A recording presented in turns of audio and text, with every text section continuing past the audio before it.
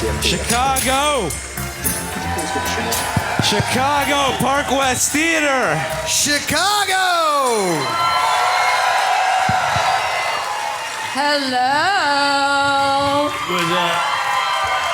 Hi, everybody. Chicago, Park West Theater. It's a joy to be with you here tonight for the greatest donkey show on earth, the DNC. Are we feeling good? Are we feeling the joy and excitement that's coursing through this city right now? I know I'm feeling it. So, Chicago, like I said, it's great to be here at the historic Parkland Theater. Or sorry, Parkland. Park West? No.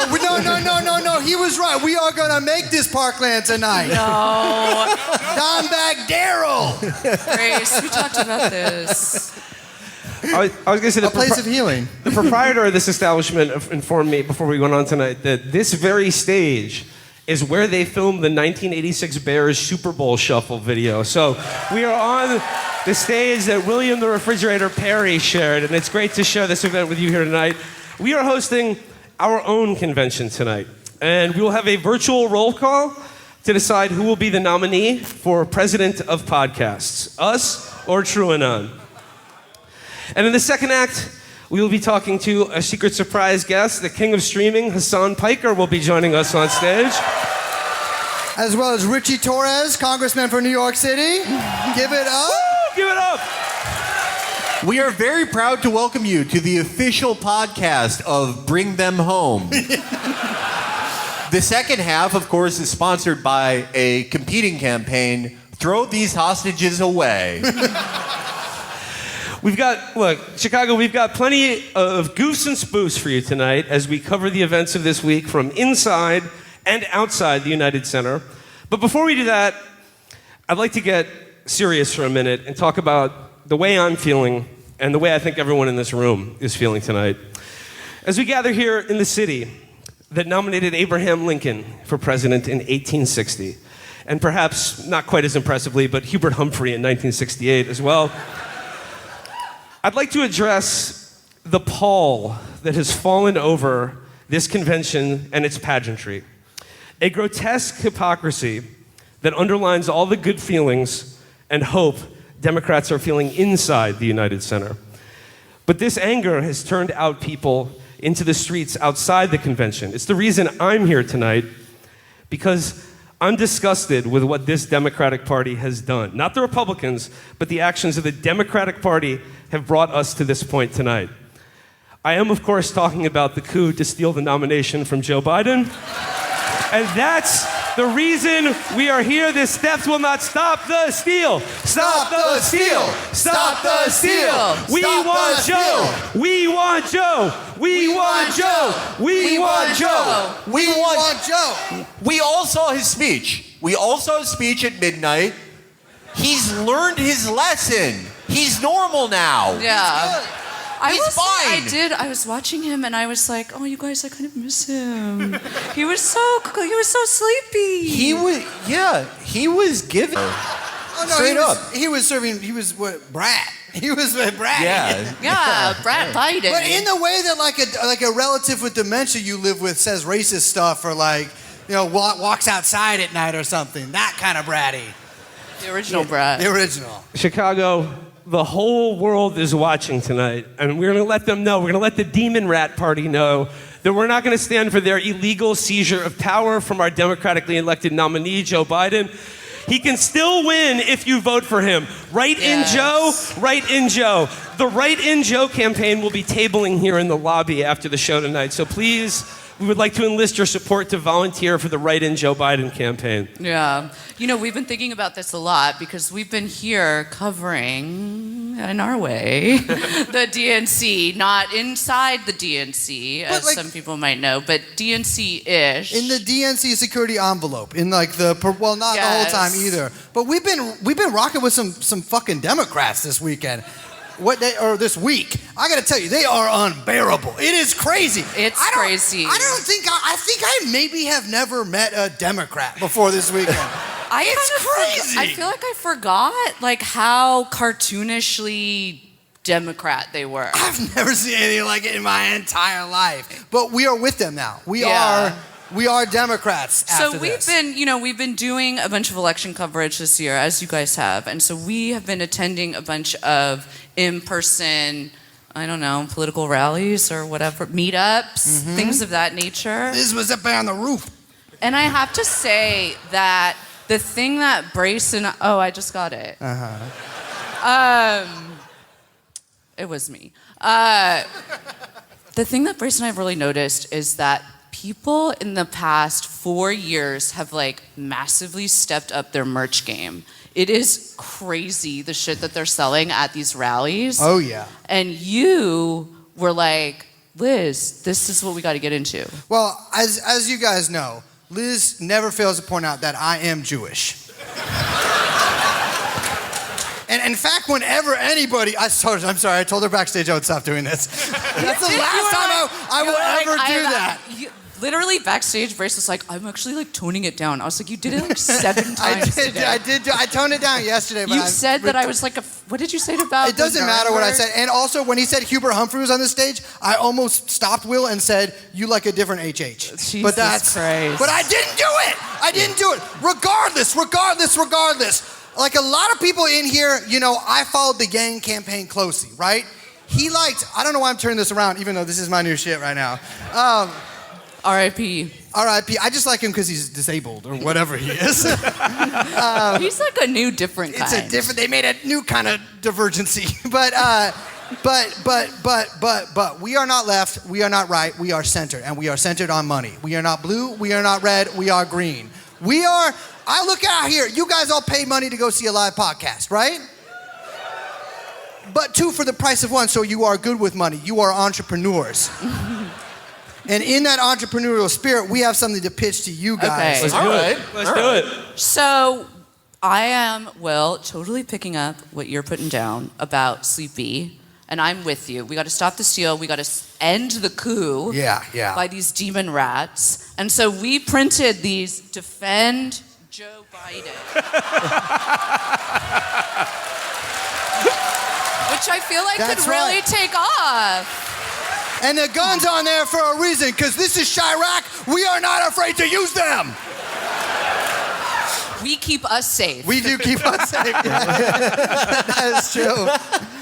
So then we were like, okay. All right. Maybe now with the big coup, it's over. He's sleepy time, went night-night out to California with God knows what Dr. Joe was giving him.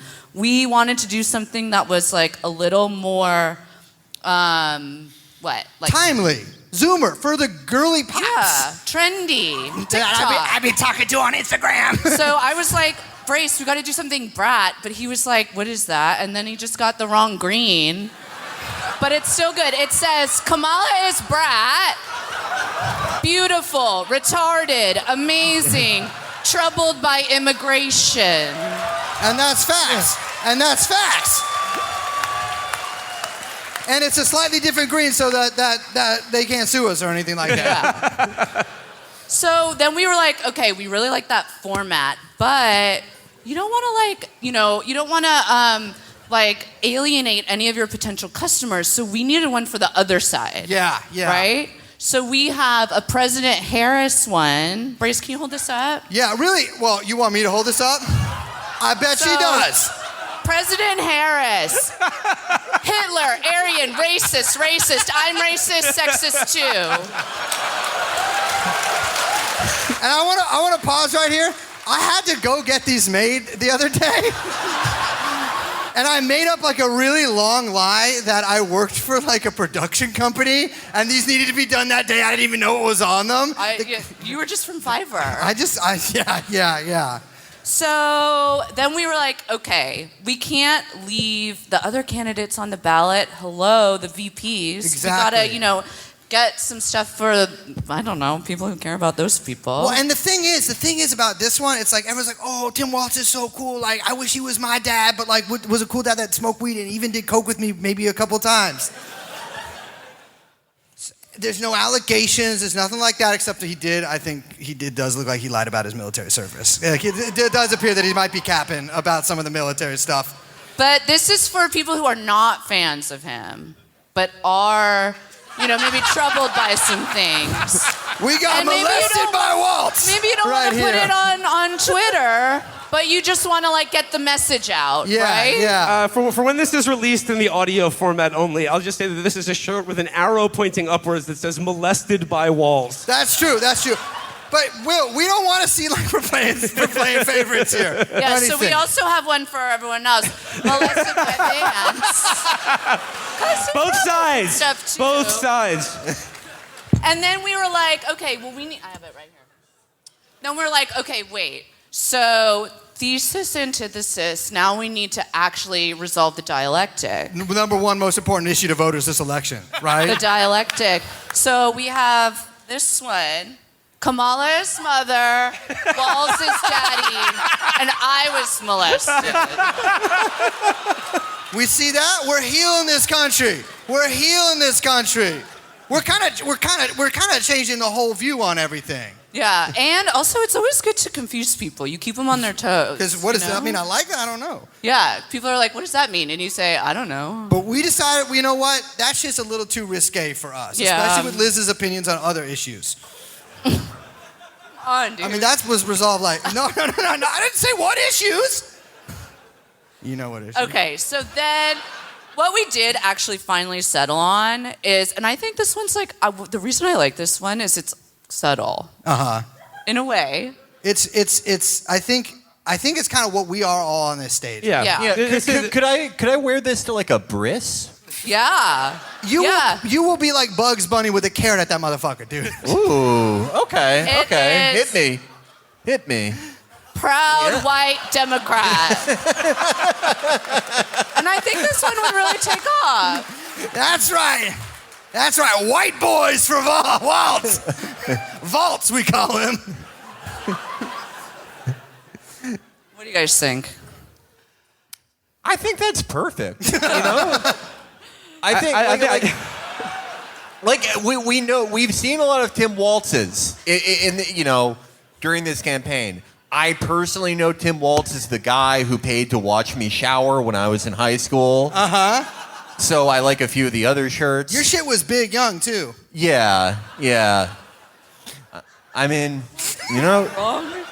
graphics cards don't buy themselves. That's all I'll say. I think the best. But I think that other people who don't have a personal connection with Tim Waltz, he's never seen them shower at any point in their lives. They want someone who's like avuncular and nice, but also you could swap him with Christoph Waltz in that first scene in, what's that movie called? Like Django in Germany? Inglorious Bastards. Inglorious Bastards. Same thing. I think, there are a lot of proud Saxons who are also proud of Kamala. Yeah. The thing I like about all these shirts is that I would love to wear them in my apartment, but also out on the street in public. Yes. Yeah, I mean, I don't fuck with this shirt anymore because my tats speak for me. But like, if I was to wear shirts to a mixed sauna or something, like I would fucking. You'll see me in that motherfucking brat shirt too. But the point being is, these political parties, the Democrats, the demon rats, and the Rhetoricals, they don't care about us. They don't care about whether we live or die. We got to care for each other, and we got to keep buying each other's T-shirts to keep this Yes. keep this sort of podcast. It's called mutual aid. Yeah. Mutual aid. I do have to announce that unfortunately there was a mix-up, and our T-shirts are not at this show for sale of any kind, but we do have hats. Yeah. This is what's known as dual power. Yeah. Dual power is when you have hats but no T-shirts. Yeah. Inside-outside strategy. Yeah. All right. Well, Chicago, we have our political messaging down pat, but obviously we're here to talk about the Donkey Show, the Democratic National Convention. Yeah. And I don't know if you guys have been watching this on TV, but it has been scintillating television to watch. And I'd like to, throughout the show, we're going to go through like what we consider the major events from on the convention floor, and then we got some on the street reporting from Brace and Liz at a couple of the events outside of the convention. But I'd just like to begin with night one of the DNC last night, where the theme was honoring and respecting the legacy, life, and career of Joe Biden. as they shoveled dirt on his corpse at 11:30 p.m. on Eastern Standard Time. It's crazy because you can hug someone and then stab them in the back at the same fucking time. And it's, to me, because you know LA, hella fake people there. New York City, hella fake people there. I did not expect the same of Chicago. So I don't know if you watched Night 1 at the DMC, but Night 1 at the DNC was emceed by the actor Tony Goldwyn. And with such a brilliant like Democrat brain move about having Tony Goldwyn MC the DNC is that he played the president on the TV show Scandal. So it's like, in people's imagination, he already might as well be the president. So if he's passing the torch on to Kamala, I think that's a good thing. But one of the things that Tony Goldwyn did is that he introduced these like video packages about Kamala's early life. And there was this one video package titled The Protector. And it was basically like featured a bunch of interviews with Kamala's best friends from childhood. And they told some sort of like just so anecdotes about how she stood up to a bully on the playground and pushed him down and stood up for her friend. And like that's why she became a prosecutor, is to block up bullies. But there was a strange moment in it where one of like sort of out of nowhere, one of Kamala's friends talked about how they had a friend who was, I swear to God, I'm not making this up. This is an exact quote. She said they had a friend growing up who was being molested by a family member, and she says Tim Waltz. He said we had a friend who was getting molested by a family member, and Kamala just jumped in. And what happened? That's crazier than Tim Waltz.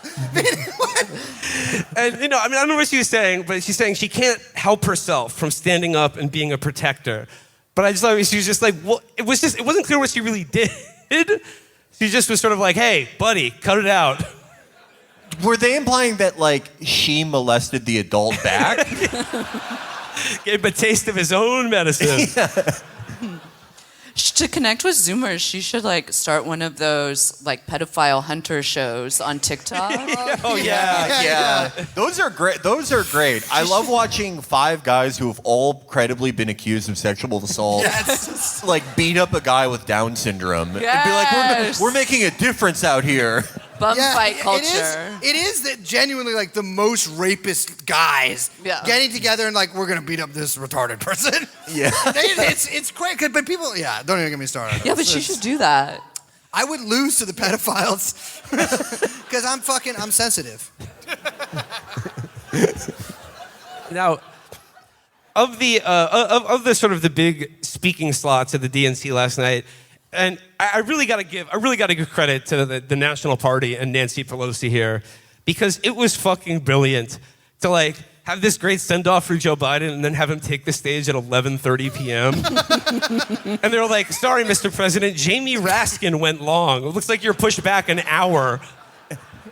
I feel bad for him. Yeah, it would like having him go on at midnight. First of all, I was excited because it was like, oh my God, like Joe after midnight. Usually when you get him at like 8 p.m., it's hilarious. That's when you get things like, Little Battlefilla and Battle Box and all his funny stuff. Yeah. But, I guess they gave him the good stuff because it was hardly funny at all. But it did feel like they were trying to, like, I don't know, make him wither into dust. Like maybe they were dressing up as ghosts and scaring him before his speech. He did seem very scared about something that was going on. He was like, oh my God, like every line. Who the hell does he think he is? And he's talking to like, Hamlet's father hovering over the stage. They got one of those like Democrat TikTok twinks to like pretend to be Brad Pitt and meet Joe Black. Wagwan, Joe, come with me. Oh, poor Sleepy. Poor Sleepy. We're gonna get to him because he was the last in the night. But I guess like for this audience, probably the keynote address, probably most of topic of contention or at least worthy of discussion was AOC. Yeah. Okay. What? Okay. Okay. All right, buddy. I'd like to see you be a congressperson. Okay. I am so sick of leftists who don't want to make TV. They just want to critique TV. I'm so fucking sick of it. Listen, little hint. We work in media. We have to like her, okay? But no, but she is she is probably the socialist goat. Like, she is fucking... Stop calling people goats. I gotta stop saying goats. I don't know anything about politics, but I do think she looked really pretty. So I'll say that. And yet if I say that, there's allegations. Yeah. But she I did can say it. I think the hair looked good. I couldn't, so we watched it from Michael Jordan's Steakhouse. Yes. And Which is not good. No, it's not good. Don't yell it. No, it's not good. But I did get a napkin with his signature on it. It's true. She put it in her purse. But it's not his real signature. It's his printed on it. autograph. But we watched it from the Michael Jordan Steakhouse, and we couldn't hear it because the TVs were at low volume and playing at different like delays or whatever. But it does look. She said something about the middle class, and I was like, she's running for president. We are professionals at covering political events. The line of hers that got a big pop was when she said, like, you know, Republicans have been telling me since I got to Congress that I should go back to bartending. And I'd be happy to do that because there's nothing wrong with working an honest living. And I'm like, really? Dealing drugs? That's the job you want to go back to? There's a lot of sober folks, actually, who can't be bartenders, Miss Ocasio-Cortez. But obviously the line on everyone's mind here is when she said, Harris is, quote, working tirelessly for a ceasefire. Yeah. And I just thought this is like, this is the price you get for exercising power rather than critiquing it, is having to co-sign some of the most poisonous lies ever produced by the American political system. You can tirelessly not do something. Well, I guess I have tirelessly avoided condoms since 2016.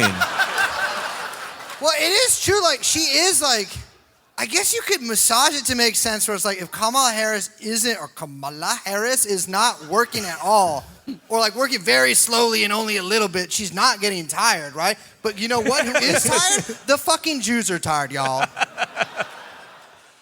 But I mean, right. like, this will be a theme like much repeated throughout the night. Is like the Democrats, like when they do acknowledge Palestine or what's happening in Gaza, they're just like, somebody's got to stop this war, y'all. Yeah. This war needs to end. Somebody's got to do something about it. And this idea that like we're working tirelessly for a ceasefire. We're not a neutral third party in this, trying to get two sides to come together and stop killing each other. We're pulling the fucking trigger. If we want, like, a ceasefire would be us stopping shooting, like stopping dropping bombs. That's what that would look like.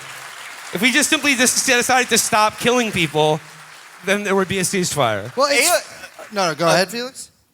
Like, just the positions she arrives at are like half of them are fueled by her ambition and half are fueled by like people yelling at her.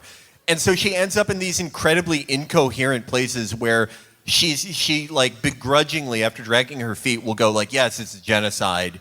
But then because the other half is fueled by her ambition, she like is going on stage and saying the person that is perpetrating the genocide and his successor are working on ending it. It's just totally fucking incoherent. And like, yeah, no, it's like, we already know the articles that will be written when, you know, she runs in like 2032 or something, but like, you can't fucking blame DSA or Post or whatever the fuck when people don't trust you, when you're that incoherent. Yeah, I think a major thing with that too is like, it's you see a lot of like the usual fucking cocksucker motherfuckers being like, oh, like now they're saying like arms embargo too, like they're like stretching like the goalposts are moving again. Yeah, exactly. So you don't want to fund the Holocaust and provide weapons for it. But like we have. I'd like a pony too. All right, Yeah, grow up. exactly. We live in the real world. And it's that is what is so fucking galling. It's because like so many bombs. I mean, over and over and over again, the like literal actual bombs that they find like buried half in fucking the rubble in Gaza are like made in fucking St. Louis, and it's like we can do nothing about that. Well, you know how Cardinals fans are, right? Am I right? That's right. We hate them. Fuck them. Oh, like Cubs fans are any better. This is man in the high castle stuff. This is Imperial Japan versus Nazi Germany, the Cardinals and the Cubs. All right, so that's AOC, and then here's her, bring him home. The guy in that poster is a tank commander. So, you know. Exactly. It's like, yeah, like if he was alive, bring him home, put his fucking ass on trial. Do you think and execute. Do you think she knew? Do you think some staff probably just, not. like, Probably not. got She just- pulled aside, photo op? I You know, Her clout chasing ass will take a picture with anybody. Yeah. I mean, except like, for us. I mean, like, if you see a poster of like an adult man and it says "Bring home Yav," like, what do you think? What army is that guy in? Just by odds. Oh, Yav, is he in the regular army? Well, we'll have some ongoing critiques of power as the show goes on tonight. But moving on from AOC, I want to talk about probably the most memorable speech from Monday night and probably easily the best speech and best public speaker in the Democratic Party. I mean, you guys, unfortunately, probably don't know her as well as I do. I'm talking about New York Governor Kathy Hochul. And I was at Astroworld. And the vibe there, it was great, but it was nothing compared to seeing Kathy Hochul last night. That shit was Bataclan, bro. Yeah. Yes. All right, let's just hear a snippet of by far the marquee speech at the DNC from last night. New York Governor Kathy Hochul. Donald Trump was born a New Yorker, but ended up a fraud, a philanderer, and a felon.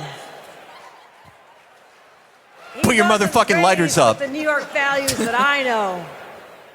He never had to worry about childcare costs or groceries. You can hear how many people are talking over her. He never had to worry about anything or anyone but himself. Oh. 19,000 people just went to the bathroom. It is a fucking crime that they didn't have Eric Adams up there speaking. Oh my God. He should have been the nominee. Without a doubt. Joe. They should just give him like a good 30, 40 minutes and no, he doesn't get any kind of teleprompter or anything, and let's just see what happens. See what comes out. He would name every race in Chicago and say he is that right after. Thank you for welcoming me to Chicago, or as I always like to call it, Little Karachi. But, and it's funny, this was the most panned speech of the night, but it's the one that got Donald Trump the most riled up, because he posted on Truth Social just today, Kathy Hochul, the very unpopular governor of New York, was the nastiest speaker on Monday evening at the Democrat National Convention as it pertains to your favorite president, me. Her total hatred and statements made about me had no bounds. I was amazed for two reasons. Number one, I did a great job in New York, employed thousands of people, built some of the most beautiful and successful buildings. I love that. The most successful buildings. Yeah, they're all still standing. Well, in New York, that's a big deal. Yeah, well. But, so I was watching. I'm just playing. This is for the recorded part. I'm just playing on that one. Whether it's Hochul, and if you watched last night, there's a number of speakers like Jim Clyburn, Jamie Raskin. And my question here is why can't our politicians talk?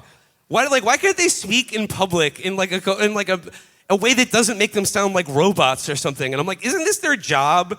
Is to appear convincing in public? And then I'm like, wait, these are all senators. That's not their job.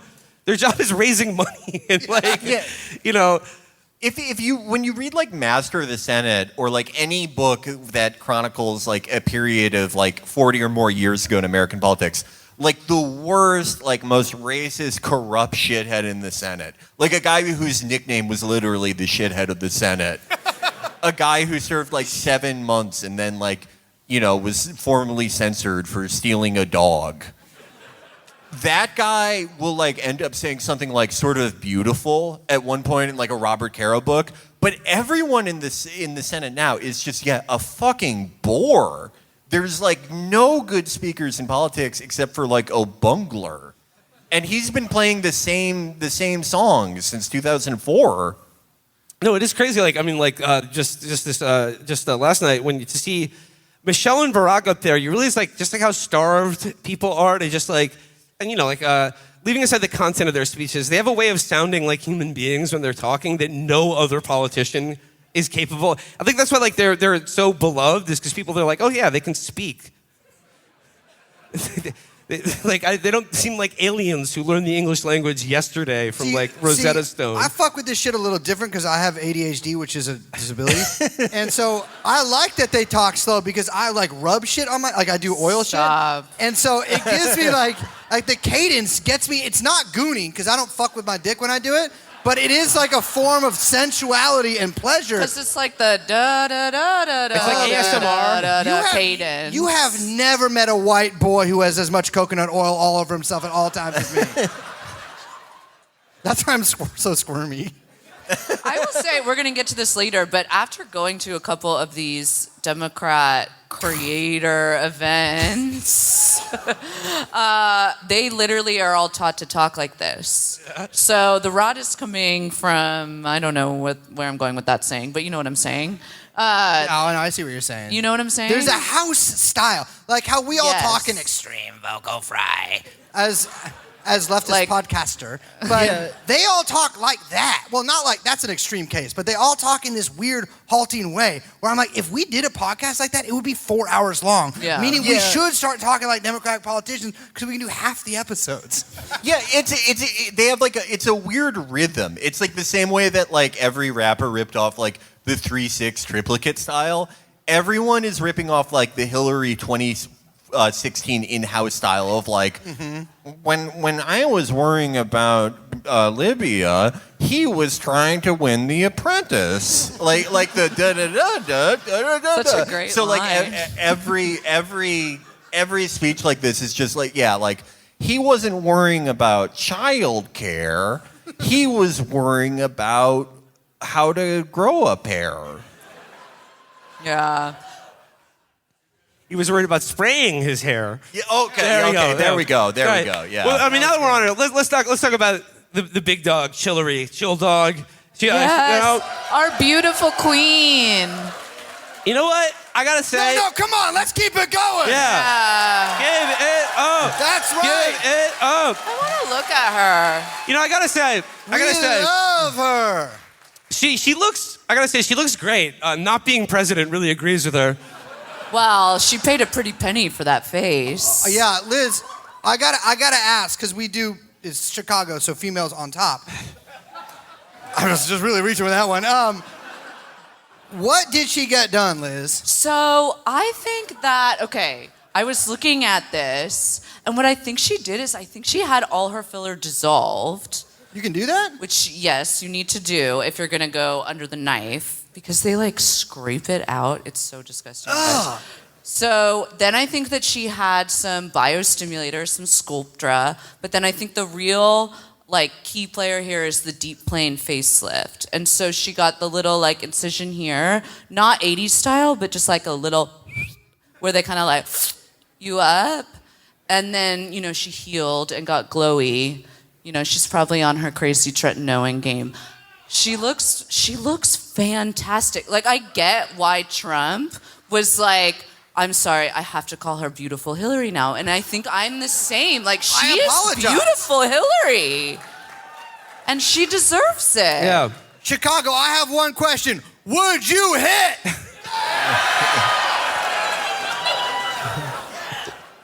Dude, being on stage makes you feel so powerful.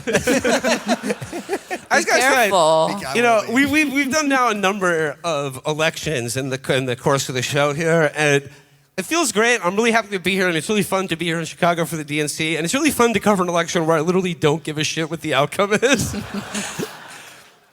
But on Hillary Clinton, I realized that I hadn't heard her speak in years. Yeah. And man, it felt good to hear her voice again. It was just slipping into a warm bath. Oh, and I was in the warm bath.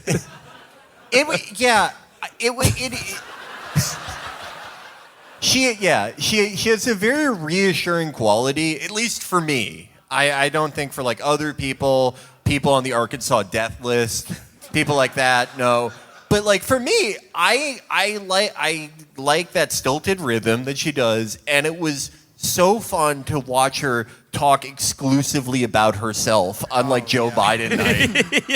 It was so crazy, too, that they dropped a fight song at the end. I was like, man, they are really playing with house money, because I think you bring that in and you're bringing in bad juju. It's got like some really like bad vibes associated with it, and they're like, fuck it, we're going fight song, we're doing the whole thing. Yeah, it's like if the Rolling Stones did a concert now and they were like, guess what? We're hiring Hell's Angels for security again. Like, okay. And, you know, like, in making a case for, like, she was like, we've got Donald on the run, and we just have to keep going. We have to keep going. That was like, that's the message for tonight. We're not going back, and we have to keep going. And it's like, where? I mean, this is like the end of Waiting for Godot or something. This is why I hate we have to keep going. I hate progressives. No disrespect to statistically probably a percentage of this audience. I do not rock with progressives at all. What are you progressing towards? Like this? A Kamala Harris presidency? That is fucking... If you think that is what you want, you are a psychotic person. Jesus Christ. And on the topic of her talking about herself for like 15 minutes. She was like, when she got on stage, she was just like, it's great to be here in Chicago. And there's a really funny moment where she said, my mother was born in Chicago back when women didn't have the right to vote. And the audience applauded. It's still very controversial here. And so when she stopped talking about herself and started talking about Kamala, this is another theme that's been repeated over the last couple nights at the DNC, is that they're going really hard about her record as a prosecutor. And they're like, this is a prosecutor who put away criminals, and Donald Trump is a criminal. Mm-hmm. So, you know, it's the prosecutor versus the felon. And every time they start talking about her career as a prosecutor in Northern California, where she put away murderers and rapists, I always just in my mind imagine that she was going after like a RICO case against Sons of Anarchy. We're going to connect the real IRA to Hamas. Yeah, I mean, she did get elevated to senator once that show ended. Like, maybe, I don't know. What's Hillary's job now? She's Queen Mother. But like, what does she do for money? Private Snapchat. Yeah. She did children's books. That's true. She does write children's books. She wrote children's books with Chelsea, I think. Oh yeah. Oh, she did the Netflix show where she talked to the French clown. Yeah. Oh yeah. She exclusively does like media with her daughter, who she hates, and then stepdaughter. Sorry, go ahead. I mean, the mothers and daughters are oftentimes like natural enemies, like cats and dogs. But there is just so much like harsh passive aggression between those two. And like, yeah, they did the documentary series where they talked to ContraPoints and the French clown. What? Yeah. You've never seen that, Liz? Seriously? This All right, we is don't know. every interest that you have, dude. Wait, that's fucking crazy. Hillary Clinton clowning and French bullshit. Shit. Yeah. Wow. She talks to it like they do an episode about comedy, and most of the episode is talking to like she's very like funny. Yeah. You know, I think unintentionally, but she is. She does have some like interstitials where she's like, I love jokes. Humor is a big part of my life. But like, they talk to like, women comedians like Lily Singh, not literally Lily Singh, but someone like that. But then, you think it's just gonna be a bullshit episode, but then boom, they're in Paris, France, and across from them is a 100-year-old French clown. Liz. And they're like, and they're really? and yes, and Hillary is like, so how come most girls don't become clowns?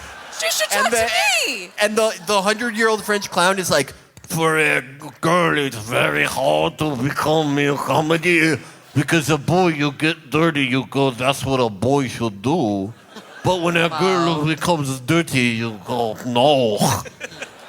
It's the best hour of TV ever. It's Liz, it's so clear she cannot understand what he's saying at even a little. I cannot believe you haven't seen this. That's incredible. It's I have so to see up your that. alley. I will say when I was a clown, there really weren't that many female clowns. That's true. Yeah, no. And yet it's I interesting. always thought of her more as like she's like physical comedy was her thing. She is. Buster the Keaton. fainting? The fainting was the really good. Like she always had a kind of like swagger.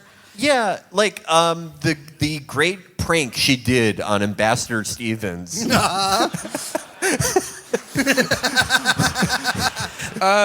That shit she pulled with Gaddafi. Oh my God, dude. The Animal House style jokes she's doing. But it was like, she did a lot of boilerplate. She had this line about she goes back to the glass ceiling. We're still trying to break it. And she was like, I still see those cracks in the glass ceiling. And through them, I see freedom. But underneath this all, there's obviously this tension here that she has to get out there to coronate Kamala Harris to theoretically be the first woman president. But that was her gig. That was, and it must fucking kill her. So on that point, I've noticed that there have been a spate of media hits attempting to paper this over, and I'm referring to this just the other day from the New York Times. The headline here: Hillary Clinton and Kamala Harris inside their quietly close bond. Oh, I'm sure. Yeah. They'll be on that Chapo Road shit. Mrs. Clinton, who lost out on becoming the first female president, has been a behind-the-scenes ally for the women now vying to do so. The two women, once on opposite sides during the contentious 2008 Democratic primary, have quietly bonded over the past several years, sharing dinner at Mrs. Clinton's Washington home, discussing high-impact decisions like whom Ms. Harris should pick for her running mate, and connecting over the still stubborn ways that women in high office can be underestimated. On Monday night, Mrs. Clinton, who came achingly close to becoming the nation's first female president, will pass the torch to a woman nearly 2 decades younger, in a moment that friends say comes with a mixture Come on, dude! Yeah. It doesn't matter. That's not fucking pertinent. Where's the editor? Yeah. It says here, the last time Mrs. Clinton stood on the convention stage dressed in a suffragette white, she thought she was on track to be the next president. Much has happened since. From Mrs. Yada, yada. Journalists might rock. Journalists might be the go-to profession. Sorry. Yeah. It says, from Mrs. Clinton's grief over an eventual acceptance of her 2016 loss to the rise of a new generation of Democratic leaders. And America seems more at ease with women as candidates for highest office, a shift no doubt advanced by Mrs. Clinton's candidacies. And I gotta say, I find that really offensive to say that we're just a little bit closer to America accepting a female presidential nominee. And it's just I don't think America has any problem with a woman being president or running for president. They had a problem with Hillary Clinton doing both of those things. Yeah, I love the idea that she advanced the cause. I would argue that she probably brought the cause back several hundred years. I will say, something I've remembered when we were watching this, I watched a brief clip of this speech on YouTube Shorts, is that... I mean, come on, man. I gotta be at the not at the DNC, but near the DNC. I don't have to... Give me a break. But her daughter, Chelsea, went on a yacht trip with Ghislaine Maxwell in 2013. It just never got brought up by anybody ever again. Ghislaine was at her wedding. Yes. It's the funniest picture. Yeah, Ghislaine, when Chelsea married that stupid hedge fund guy that got insider information about Ukraine from Hillary and then still somehow lost all his investors' money... Ghislaine was at the fucking wedding and no one asked her about it ever. Well, that was some of the grief that she's experienced since not becoming president. I would be really interested to see what happens with Hillary if Kamala wins. I feel like she's trying to sidle up and find Secretary of State. No, not a Let's job. run it back. No, I think that content is in her future, which I'm very excited about. We can have another content queen out there. But I just feel like she's oh shit, why I gotta, get cozy if this is gonna be the new people in charge, There's so much turnover happening. This cloud shit's crazy. Do you think that she's telling Kamala stuff you should really travel to campaign events in an Osprey. It's really safe. Oh my God, Chicago. We saw that. We saw that yesterday. We saw the Osprey. She went from Chicago to Milwaukee in a fucking Osprey, and I'm like, wow, the deep state's trying to kill all of them. Yeah. So yeah, like I said, there are some other speakers at the DNC. A lot of them, like Jamie Raskin. His whole speech was about January 6th and how afraid he was during it. That's his favorite thing that ever happened. He would have nothing to talk about without January 6th. And I remember like the line from his speech he was taunting J.D. Vance about like how they tried to kill Trump's last vice president. And he was like, the Constitution says you should faithfully execute the laws of the nation, not faithfully execute your vice president. Shit. That's a bar. And then he said what he remembered from January 6th was the pounding on the doors. I didn't think he went to a different January. He was on that sniffy. He was on that sniffy shit. Yeah. It was horrible when those guys DP'd each other in Nancy Pelosi's office. Where's Nancy? Where's Nancy? Crazy. She just abandoned her husband, by the way. She should join her husband, Nancy. Get in that hospice. No, it's all love, though. It's all love. Naturally, she should get in there. But so, like, obviously, like a lot of the convention speeches were about January 6th. But then, like the other night, they're doing this lame thing where they have like a couple Republicans who are supporting Kamala Harris, including one of Trump's former press secretaries that I've never heard of. Dime a dozen. And the Republican mayor of Mesa, Arizona. And I'm like, get these fucking traitors out of here. They're traitors to the Republican Party, and now they're traitors to the Democratic Party. But so much more. Think how much fun. Like, if they're going to make January 6th a big theme of this convention, think how much better it would be than rather than having these like quizzling Republicans come out and be like, actually, Trump is bad for the country.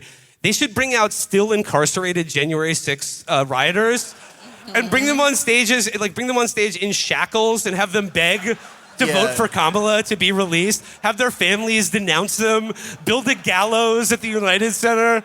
Yeah. We were saying that like they should have like liberal Marines aiming guns at the children and being like, you have to like denounce them or you will be exiled to run the Democratic Party headquarters in Nebraska.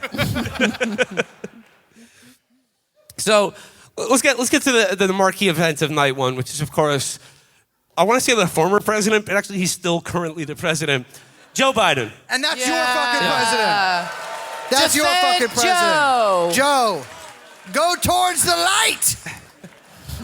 And you know what? Like Felix, like you, I was like, holy shit, they're going to have to send him out there at 11:30. This is going to be a disaster. I know. But he came out there looking fucking sharp. Yeah. The new clone that they've just minted out of the CRISPR machine is fucking on point. He looks smooth. He looks fucking tanned and fucking virile and ready to go. They should just let him continue to run for president. Yeah. Get Kamala out of here. They should do like what they should do is sort of like a fake.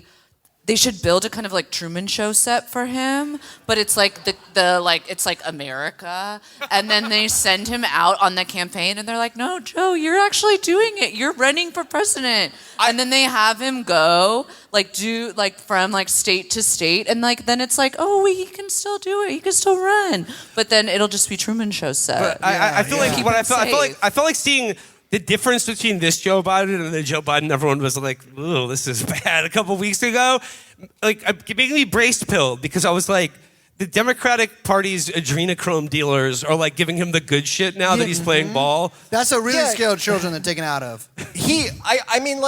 I had an inkling that it was going to be a good night for him because he showed up with jowls. Like when they do the new Biden face, that's when all his most famous fuck ups are during. It's like that's when he said little battle box. It's when he like tries to open a door that isn't there. Yeah. It's when he like falls asleep talking to Netanyahu. Shits his pants in France. Yeah. Wait, like the device for knowing what Biden you're gonna get is like, are there jowls? Ladies, grab a towel. Jowls be gone. He smoked crack with his son. They always like deride him as being stiff. Like he's stiff when he moves. You know another word for that? He's fucking hard. He's hard when he's up there. He did during his speech. To that point, he talked. He basically one of his favorite hits to play lately. I'm still fucking Dr. Jill. Oh God, yeah. He did that. I think Felix, he is still. Felix, you described Biden's set. You described Biden's speech last night as a Vegas set, where he's really just because this is his last hurrah, so he really hit like all the bangers, all the greatest hits. Yeah. And one of them includes his amour for Dr. Joe Biden, or as he calls it, Dr. Joe Biden. But, it really, it tugged at my heartstrings because he's like, man, every time I see Jill, it's like my heart goes boom, boom, boom. It's like I'm seeing her for the first time. And it's just like, well, in your case, that's literally true because it's basically like the Notebook at this point, R.I.P. Gina Rollins, by the way. But Poor Joe. We should have had Amber Rose come up with him. I was disappointed. Kanye's wife. Yeah. Kanye's wife up there. I was disappointed that he didn't do like a new Biden classic, like a late career hit, in my opinion. The story where like it's 1948 and Joe is 6 years old and he sees two gay guys making out in Delaware. And he tugs on his dad's shirt and he's like, Dad, what's that? Why are those men fighting? And his dad, in 1948 is like, Joe, those are two gay guys, and love is love. Like, he basically said his dad invented love is love. His dad invented being gay, too. He was like, see that, son? That's the Biden family way. We invented that. We passed it on. I came in one day in 1952. My dad was crying. I said, what's wrong, Pop? And he said, son, there's a top shortage. I have to say, man, though, when it turned out in 2020 that Corn Pop was real, that's when I knew Bernie was done. I was like, it's all real. Everything is real. Yeah, he was. Joe Biden should have killed him when he had the chance, and he let him fucking live. Corn Pop's a madman. He gassed his own people. Yeah. He also talked about he wanted to run for president because of Charlottesville. And he said, I saw their veins bulging as they came out of the forest. Pause, Mr. President. He said he called them old ghosts in new garments, which is a very funny line for him to be saying at this point of his...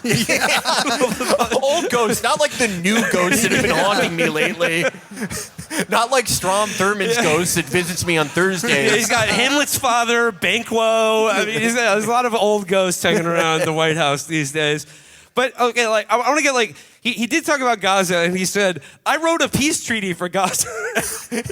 He wrote it, like, on a napkin in crayon, like, Israel rocks. But, like, we got less press, but he did talk about the Ukraine war, and he said, Putin thought he'd take Kiev in 3 days. Well, it's been 3 years and the war is still going. Huge applause. I was like, what? This is terrible. What are you talking about? Yay, 45-year-olds being drafted. This is awesome. Yeah, there's guys his age on the front lines now. Like, they're doing DEI that we've never seen before in the Ukrainian army. That's okay. If Kamala wins, he should become like a Sadukar in Ukraine. Yeah. But I mean, yeah, like, and then like the line of the night is when he said like the protesters outside have a point. Too many people have been killed on both sides. Yeah, he slipped in that last one real quick. On both sides, but again, it's just like this idea that like we've got to stop this war. Or somebody's got to do something. It is fucking insane because like I said before, genuinely they would not be able to prosecute this war if we weren't actually shipping them real physical bombs that like go on ships to Israel.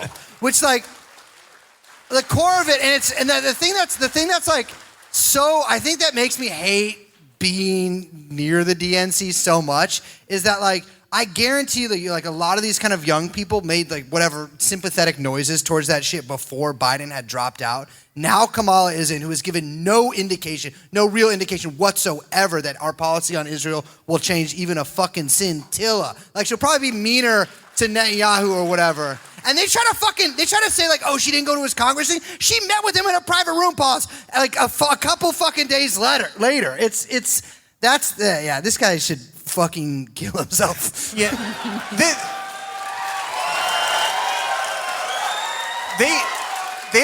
They always like now Brace is right. Like they have completely like kind of dropped even trying to make justification for it now that Biden's out. But when they do mention it, the line of argument is like, well, I don't know if you're aware, but Israel is a whole other country and we can't tell them what to do.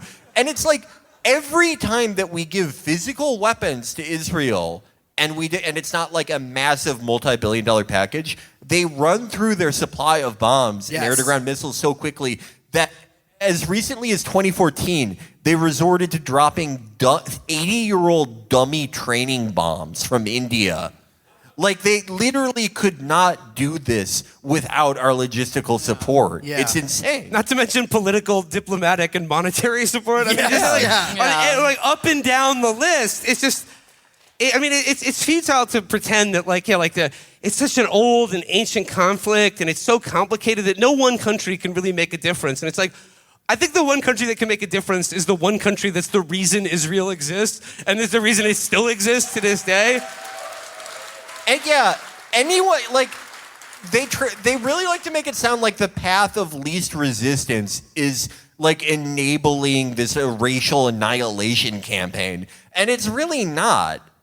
Just as a side note, you really have to watch out for anyone who's still doing that, I just don't know enough line. Yeah.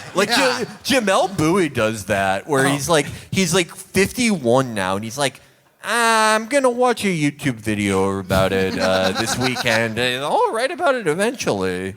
Anyone who does that is an insane fucking liar. And just as a Democrat, if you are a Joe Biden supporter, how fucking pathetic is it that the president of Israel is so mean to this retarded old man that is your God, and he's talking shit, he's trying to get Trump elected, and Biden just gives him whatever he wants, and you're just well, there's nothing he can do. Are you insane? Yeah. I mean, that's just a Democrat. And it's but I'm a Democrat. Prolonging and carefully expanding the scope of the war is the only way that Netanyahu stays as a viable political entity. I'm of course, very cautious of people who act like Netanyahu he's the fever that's fallen over Israel and they're going to be normal once he's gone. But for his purposes, he's politically done when the war is over. Yeah. And it makes zero sense for Democrats keeping this guy who is done more than any other foreign leader to get Trump elected, keeping him viable and as president of Israel. Or prime minister, sorry. All right. I mentioned that this is the podcast convention for who will be the president of podcast. Well, we have a virtual roll call tonight that we're going to be checking in on, and let's do the first of our delegate nominations tonight. Who's pledging their delegates? Where are they going? Is it going to be Chapo or TrueAnon? Let's roll the first of the virtual roll call. This is E1 Podcast, ready to lay down our lives for what we believe in. Deregulating the podcast industry. Better microphones. Healthier sodas. More girls at the live shows. More girls at the live show. Our podcast would like to formally cast 12 votes for Bill Maher and 281 votes for Felix Biederman and his Coastal Elite VP Bill Menaker. Building back more gooder. That's the Chapo promise. That's the Chapo promise. And if they lose, we are willing to take drastic measures. Know, if anything happens to us, we did kill ourselves. It was suicide. And the blood is on Liz and Brace's hands.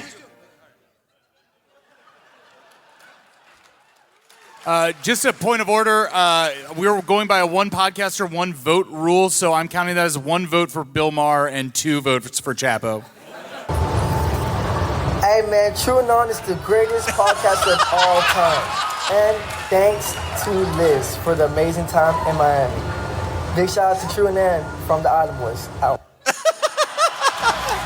Hello everyone, this is Stavros Halkias, official Astoria, Queens, New York delegate of podcasting, and I am here to officially endorse Will Menaker and Felix Biederman for the presidency and vice presidency of podcasting, for the very simple reason that everyone up for election, only Will has cooked me delicious meats, a bolognese sauce, and various desserts, and even a Vietnamese soup once. Furthermore, though it is unpopular to say, our industry of podcasting is simply not ready for a woman on the ticket. Therefore, it must be Chapo Trap House. The 2 gentlemen from Chapo Trap House representing podcasters in this election. Thank you, and may God have mercy on our souls. I'm Chris Hansen, and I endorse the TrueAnon podcast. We, as the Kentucky delegation, are here to pledge our delegates to the race for podcasting president. Now, Kentucky is a land of contrasts. We produce both the great emancipator and the great compromiser, whose tomb we're at here today. And in the spirit of not being able to take a position on anything, we've decided to split our delegates. Half go to the Chapo Trap House crew, half to the TrueAnon crew, and that's just how it's got to be done. All right. That's nice. So, I gotta maybe despite some questionable, perhaps purchased votes, the count here goes 1 delegate to Bill Maher, 4 to Chapo Trap House, 3 to TrueAnon. I think Bill Maher really crushed Misogyny. Bill has pledged us his shit anyways, dude. Yeah.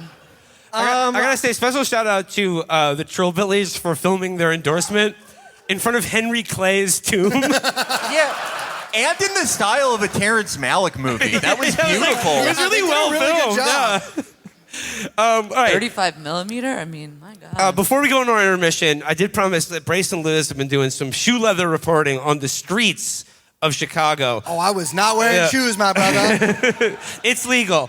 So I'm going to kick it over to Brace and Liz to give you a little local color on some of the events and personalities outside the convention currently coursing through the streets of Chicago. So we got some breaking news today that don't even fuck off. We are taking very hard, which is that it sounds like RFK Jr. No. Brace's candidate. This is fucking hater talk. Is dropping out of the race. We don't know for sure. We don't know for sure, but his vice president did say... Who, by the way, is the hottest chick in the race. ...that she said he is dropping out of the race. She did go on a podcast and say that yesterday. Yeah, which is an interesting, if that's not true, it's definitely an intriguing, idea to take the campaign in. Little Sun Tzu action. Yeah. So Brace spent some time with the RFK people, and by that I mean no one officially affiliated with the campaign. Technically, one guy was officially affiliated with the campaign.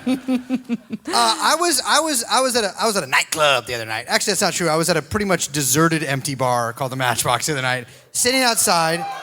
Oh, you guys like that? How come you weren't supporting them the other night? Because you drink at home? Interesting.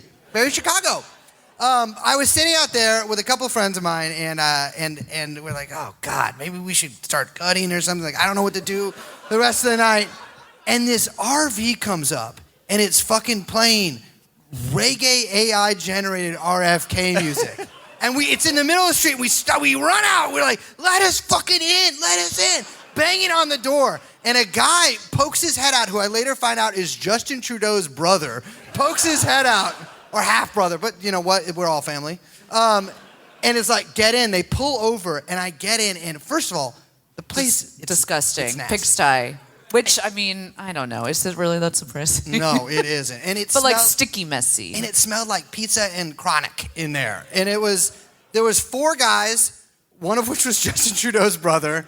They had 10,000 RFK Jr. AI-generated article newspapers with them, which they were rolling up as like newsboys and throwing out the window at cabs. Can I give your reporting of the scene? This is a pit stop we made. That's the reggae music.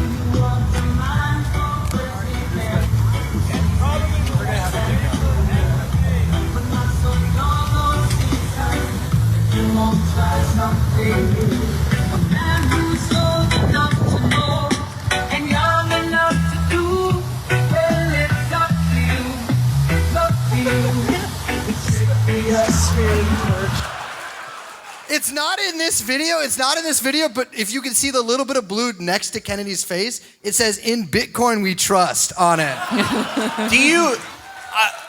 I wanted to ask, when you said RV, do you think that this was a repurposed mitzvah tank?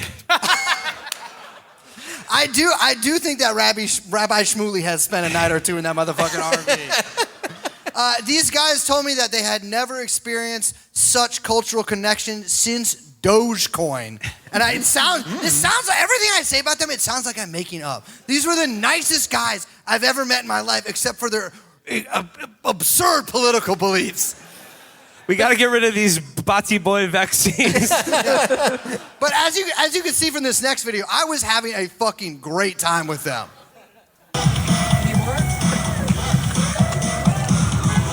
Kyle, how you feeling?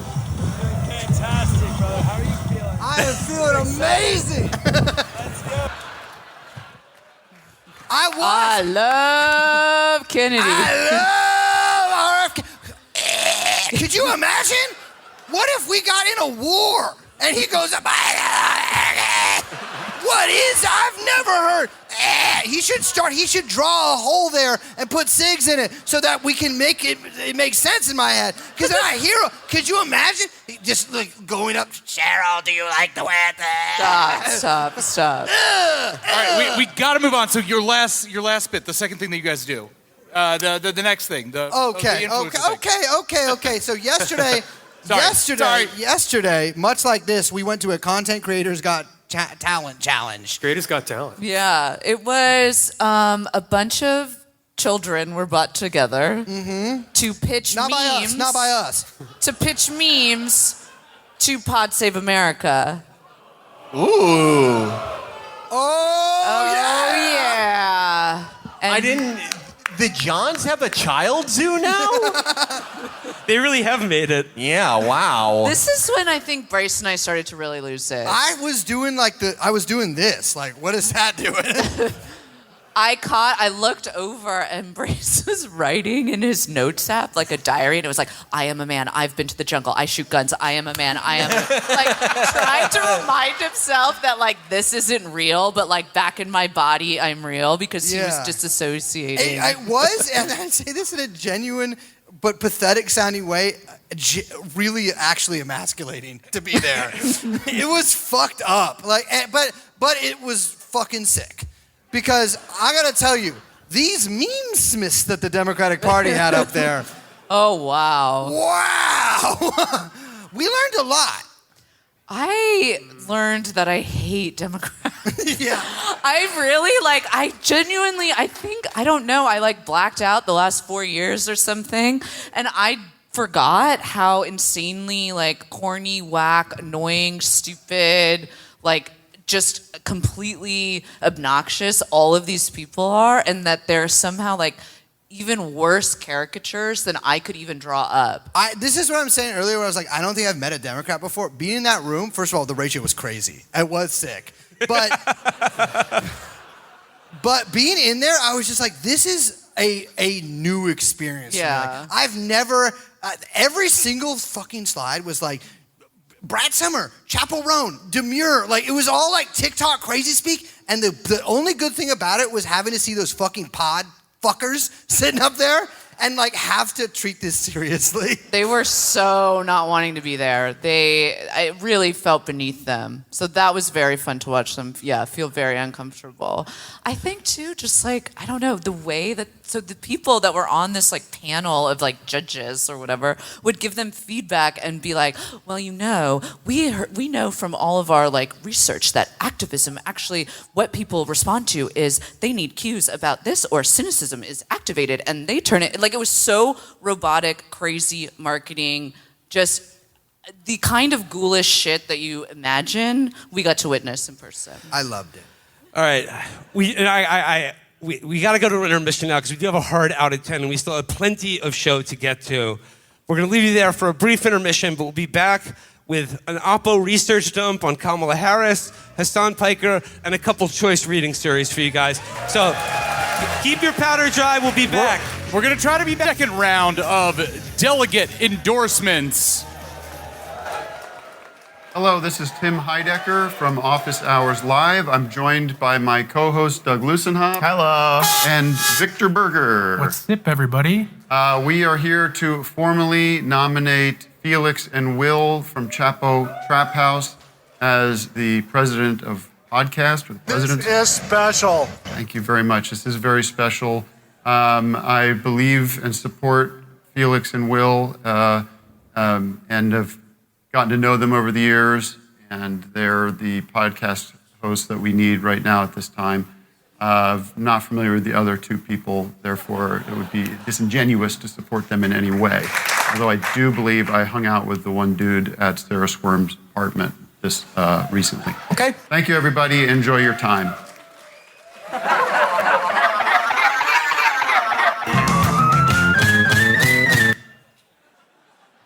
Hey guys, it's me, Ella Emhoff. I'm just taking a quick break from this big sex that I'm having with my Bushwick stick and poke throuple. This big sex that we have is actually inspired by the movie Society. It's a sex move we do called the shunting, where we attach all of our mouths and orifices to each other until we become one giant undulating flesh mound. It's really awesome and liberating, and you guys should all try it. Will, we have received your application to the throuple, and it is processing. Felix, we have received yours quite a bit ago, and you have been accepted. So hopefully Will's background check will pass. I'm just recording this video to pledge my allegiance to Chapo Trap House, the podcast, and I just wanted to be transparent and hold myself accountable, and because I'm all about mutual aid and accountability and stuff like this, and I'm actually on my 14th vaccine as well. But I just wanted to say that I have also recorded an identical video pledging my allegiance to the podcast TrueAnon, and because I thought it was in my bisexual nature to go both ways and behave shiftily as such. So thank you guys so much for asking me to record this video. Oh, what was that? Sorry, my partner Fuzz is calling me back to the shunting, so I must leave. Go podcasts! Woohoo! Hey everyone, it's Seeking Derangements here. Ben, I'm going to be casting my vote for Felix and Will of Chapo Trap House. They're angel investors in our show, and we signed a really tight deal with them in 2020 that we really don't want to break. Jock, who are you voting for? Well, I speak for the whole Cajun nation when I say that we are voting for Will and Felix for co-presidents of the podcast Super Universe. Fuck them other delegates. We are not voting for Liz and Brace. Fuck them. Love them, but hate them. Y'all stay the fuck away from me. I'm not voting for you. Stay away from my kids. Stay out of my bathroom. Hessa? And I am Will. We are co-hosts, brothers in arms. Me, you, and Felix fought together at the Battle of Civil War, which was harrowing. And we love movies and we love drama, which is why it's with a heavy heart that I cast my vote for Liz and Brace. Because we need a woman in the podcast. In the pod house. We need a woman. No. You really don't. We need a woman. We need DEI. So my vote is for Liz and Brace. I can't condone this. I think you're being kind of a bitch right now. We're a split ticket. Well, we hope Chapo wins. Hessa hopes TrueAnon wins, but we'll see. I wish for world peace at the dinner convention. Please. Bye, everyone. And finally, from Pandeo time. Just say it. Say it, and you can go home. Felix and Will, the president of the podcast, man. Just let me go. Okay, just let me go, okay? Please, just let me go. Thank you, Jake. Here at Pandeo Time, we take politics very seriously, and we're happy to pledge our delegates to Chapo Trap House. Thank you once again. Guess who up in this bitch? Catch you ducking this clip. Dick who wanted my nigga is none of them.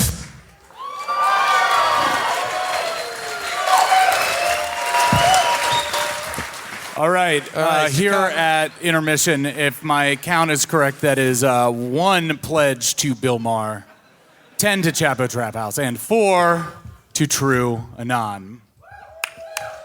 All right, Chicago. It's rigged. Chicago, we got a whirlwind of stuff to get through before 10 o'clock. Obviously, we have been outside the convention looking in. And throughout this the past couple of days, I've just asked myself, what must it feel like to be inside the United Center while this is going on? Well, our special guest tonight was inside the United Center. He can report to us on what it felt like to be there. Ladies and gentlemen, Hassan Piker.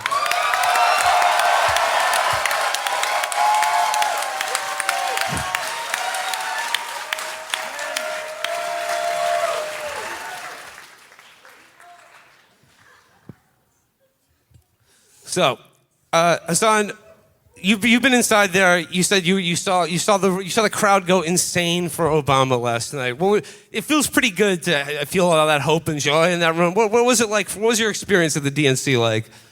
I feel like I need to cleanse myself after that experience. I was genuinely bummed. A lot of people in my chat were like, "What's going on? Why are you so sad?" And I was like, "You guys don't understand the energy around me right now."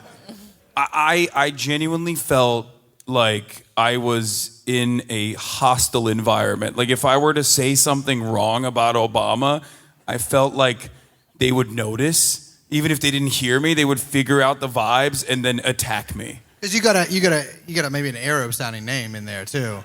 Yeah. I'm rocking with that. He does too. Hussein. That's his middle name. I guess that's true. I would have helped you. I would have showed up alongside you and been like, I'm an Israeli hostage that he rescued. I am a field marshal. My name is Yav Halav.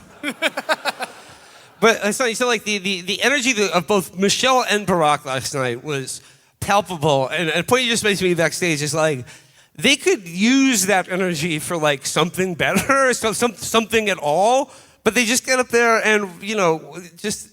Obama's they said nothing. Yeah, Obama's like, the one policy thing he said is we should deregulate housing so we can build more. By the way, I just want to make it clear, we are not in favor of that. We are NIMBYs. You want to go build a house, build it in Waukegan or whatever you're from. You don't got to come to San Francisco, get your little motherfucking job at fucking Cash App and build a fucking apartment building where there was once a beautiful house. I am so sick of YIMBYs. They never want to add anything cool to a neighborhood. It's never like a batting cage or a Yakuza hangout. It's always like, oh, this is a bike recycling center. Yeah. Fuck off. What if there was a fitness closet up top this crumble? Dude, but could you imagine, though, living like in a mixed-use building with a crumble at the bottom? Oh, my ass would be eating. I will never eat a crumble cookie as long as I'm Bryce alive. can't stop talking like that at DNC week. I am a Democrat now. I cannot believe they've let in Michael Pillow, Mike Lindell, before they let Brace Belden into the fucking Democratic National Convention. So crazy. Well, it just tells you who they fear. Because here's the thing is, I've also smoked crack. And it... Yeah. And I gotta be real, once you do it, you get crackheads, so you can stop being so judgmental, but it's like, I also stopped smoking crack. We're basically the same guy. Let me in! That's the only thing. That's the only precursor. If you want to get in, they're like, have you done crack before? Yeah, exactly. Two white crackheads in the DNC. Considering that TrueAnon is the most important #1 anti-pedophilia podcast, it's quite weird that the DNC's platform of exclusion, their silence is speaking volumes. It's fucking deafening. Yeah. Well, in return for not being allowed into the DNC, TrueAnon, you have prepared sort of an oppo research dump on Kamala Harris that we're going to get into now. Now, a lot of you guys might be like, oh, oppo research, that's so slimy. That's so slimy. We are going to get slimier than you could ever imagine. Because, like, okay, she flip-flop on her policies. Not technically, because I don't think she's really released that many policies, per se, this time. But she'll get there. But like, oh, she supported universal health care and then just immediately stopped. Like, all this kind of shit. We're taking a different tact. Yeah, we take a different tack. We're talking about the Freemasons and problematic age gap relationships. Now, This is Brace made this slide. All right, I want to be clear. I'm not describing it to the people listening. No. This is one you have to pay to be in the show for. This is the first time I've made slides. And it's very obvious which ones are mine and which ones are Liz's. Yeah, everyone will be able to tell. Okay, so this is a fun story that old Bay Area heads know. But back in 2015, when Kamala was the AG, one of her aides, this guy Brandon Keel, was arrested along with his father and mother-in-law for creating a fake Masonic fraternal police department. And this is one of the headlines, which I think just should not go unmentioned. Well, it's right there. You can read it. I'm not going to read it. Read it for the listeners at home. Aide to California State Attorney accused of running an occult police force claiming to be 3,000 years old. That's pre-Christ police there. Yes. I always thought this story was cute because the vibe I got from it was like this dim-witted guy. He like saw enough YouTube videos about the Freemasons and was like, "Oh, that's like the Illuminati, but I can join it." Yes. Yeah. And it's like he did like people who think like first of all, it's very antiquated to like still think Freemasons run the world when really it's just like a way for Christians to get a bar mitzvah. Yes. That's all it is. It is kind of stealing from us. Like, Yeah, they use like half of our spells. They try ripping us off so much. They'll like call each other the day before like hurricanes and stuff, and it's like, no, we called before 9/11. Yes. Normal people didn't know what was happening. That's the point. Okay, so this is them. You can see them right here. Now, the youngest guy over on the end there, that is Brandon. That's Kamala's aide.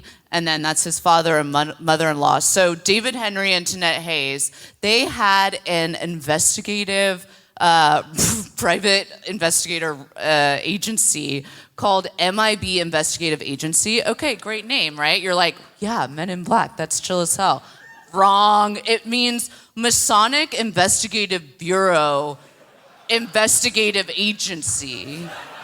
Mark Jacobs by Mark by Bookmark by Mark Jacobs. Or my personal favorite, Sir Sexy Unique Restaurant.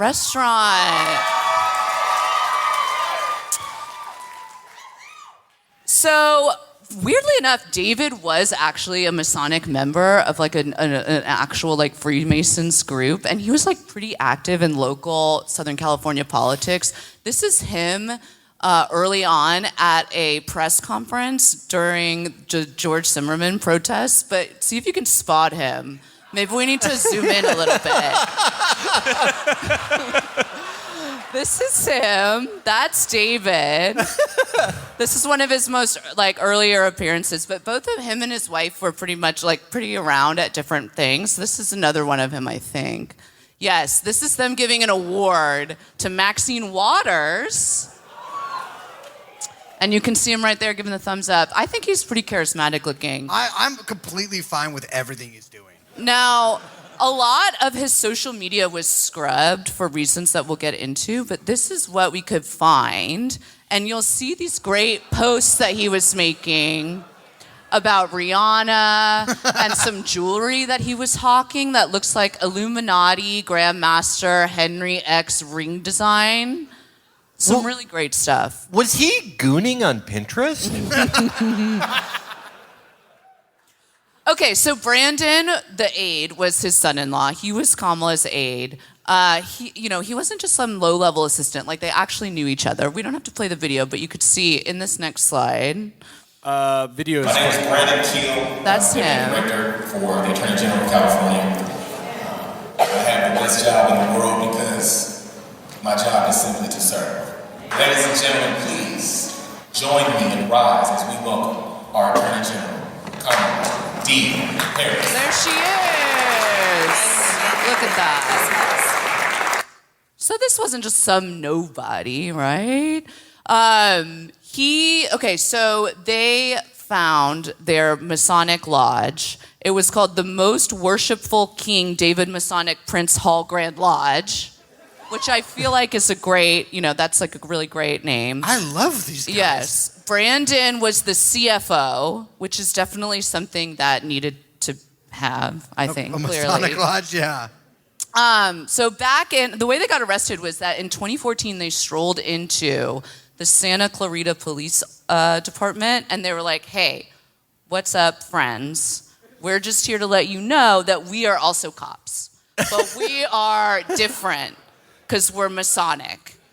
And the police were like, Law and Order in fucking ancient talking Athens. about?" Cops are such assholes. Like, why would you arrest someone that, like, if someone went up to me and was like, yeah, I'm a cop, but I mostly deal in, like, ghosts and ghouls and Dybbuk, I would be like, you're a delightful character about town. And they're like, you yeah, know? we used to put guys in Plato's cave. Yeah.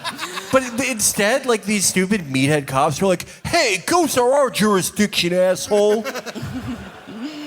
So yeah, they were like, don't worry about it. Don't ask any weird questions. Actually, Kamala knows all about it. DOJ is totally fine with it. And the police were like, I don't think so. They raid their headquarters and they find like all these fake badges and fake uniforms and like fake cop cars and guns. But all in like Masonic regalia. So they were all dressed up.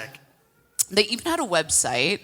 This is it. You can see it right there where they go off and they talk about how they are actually descended from the Knights Templar, who were cops, but they are actually older cops, which is why they are better than other kinds of police. So anyway, I love these guys because they're like sovereign citizens, but on the side of like the fringe flag. Yes, totally, yeah. So they all get arrested, obviously. This is a picture of David showing up at the trial.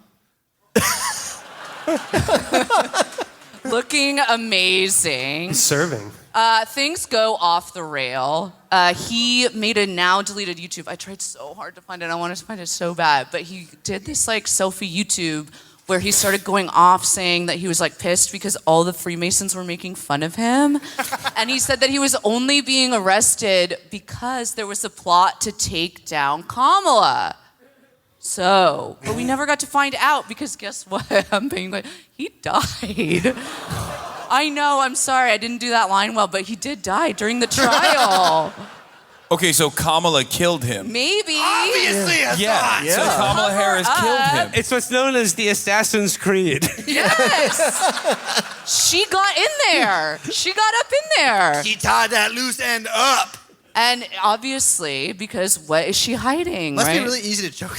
There she is. I mean, it all starts to make sense, right? No, I think she's the top dog. Oh, yeah. Of the Mason Lodge thing. 33 degree, my brother. Right there. She's about to be in the highest office in the land. That is a modern day Jacques de Molay. That is the continuation of the Templars right there. Yeah. But Brace has some other stuff on her, right? You know I don't fuck around with one thing and one thing only. And that's age gaps in relationships between adults. Did you make this slide? Yeah, I made the slide, dude. I made the slide. It's beautiful. On my own damn computer. You made it on your phone. No, I made this slide 4 hours ago on my computer. No, I actually made this one like a week ago. We got to talk about it because the right wing is like, oh, problematic age gap. She fucked around with this guy who we'll get to in one moment. We got to cancel her. We got to cancel her. And I think that's a good way for the Republicans to get Gen Z on board by pointing that out that she was a consenting adult with in a relationship with a very old man. Willie Brown. Willie Brown. I do want to put something in perspective here. Joe Biden is 82 years old. Kamala Harris' dad is 85 years old right now. Willie Brown, as of today, is 90 years old. And that's something Biden should have brought up during the coup. It's like, you fucked older. So I'm good for one thing and one thing only. Willie Brown is the intensely corrupt mayor of San Francisco, but he was kind of stylish while he was doing it formerly known, and this was his real nickname, kind of like, what was that guy earlier? The fucking dick sucker of the Senate you were talking about? Yeah, the shithead of the Senate. The shithead of the Senate. They used to call him the Ayatollah of the Assembly in California. Okay, that's sick. I know, it really is good. It is. I gotta say, so And he far, always wore a fancy fedora. so far in this oppo research file, I found out that Kamala is queen of the Knights Templar and dated cool guys. Like I may vote for her because of this oppo research dump. Well, let's keep going here. So, there's a couple things going on here. So they met when she was 29 years old at his 60th birthday party at Jeffrey Epstein's friend Ron Burkle's mansion. No. We love a Burkle bro down. We love a Burkle bro down. For those of you who don't know, Ron Burkle had his own version of the Lolita Express called Air Fuck One. The richer man's bang bus. It really is. That should be a Democratic Party line. It's like, while Donald Trump was on Lolita Express, I had to take the bang bus with everyone else. Actually, the Clintons did ride on the Air Fuck One fairly often. Yes. Yeah. It's funny, there could be a lot of very potentially fruitful lines of attack on Donald Trump along this line of inquiry here. But no, Bill Clinton has to address the DNC tonight, so we won't be hearing about any of that. So another thing involving Willie Brown in planes, he also claims, if you can see the headline at the top there, Willie Brown got low-key early warning about air travel from September 12th, 2001. That's true. He said that. He was like, I was supposed to fly from San Francisco to New York on September 11th, and then my security guy got a call from somebody. Somebody? He just said somebody who said, we think it's a bad idea for you to fly tomorrow. And so he didn't. That was my dad's job. They were like, all right, we already warned all the Jewish people at the World Trade Center, but you can warn Willie Brown, I guess. You can warn, there's like a VIP list we warn, too. Yeah. I love whoever in, the evil national security state was like, okay, yeah, we told all Dick Cheney's friends and family. We told every Iran-Contra co-conspirator, every evil person, but, can we just tell this, shitty, corrupt mayor that I like for some reason? Next slide, please, Chris. So, Willie Brown, that's a real political headline from this year. So the venerable Willie Brown and the young nubile Kamala Harris had a tumultuous age gap style relationship for about 3 years while she was working in the San Francisco District Attorney's Office. In that time, I guess I didn't put the Pepe Le Pew on this. No, one. it's up there in the corner. It's up You on the just can't left. see it. Okay. That's sort of just for flavor in that. But in that time, Willie Brown and all the other San Francisco politicos, Nancy Pelosi, Feinstein, she's dead now, huh? Yeah, she's dead. Okay. Yeah. They introduced her to the Gettys and a woman named Susie Tompkins Buell, whose husband, Mark Buell, was the treasurer on Kamala Harris's first run for office for DA of San Francisco.